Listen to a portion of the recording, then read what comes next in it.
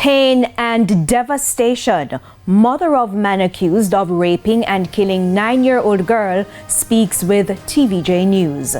Good evening and welcome to Primetime News on air and online at onespotmedia.com. I'm Andrea Chisholm. Special welcome as well to our viewers on TVJ International in the Cayman Islands. Also this evening, Prime Minister suggests sexual offender registry should be public, and rats and other rodents wreaking havoc in Second City.